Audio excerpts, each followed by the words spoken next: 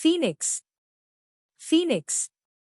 Phoenix can refer to multiple concepts, but most commonly, it is known as a mythical bird. Here are the primary meanings.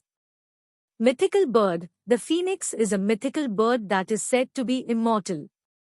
According to ancient Greek and Egyptian mythology, when the phoenix reaches the end of its life, it sets itself on fire and turns to ashes, only to be reborn from those ashes. This cycle of death and rebirth makes the phoenix a symbol of renewal, immortality, and the eternal cycle of life. City. Phoenix is also the capital city of the state of Arizona in the United States.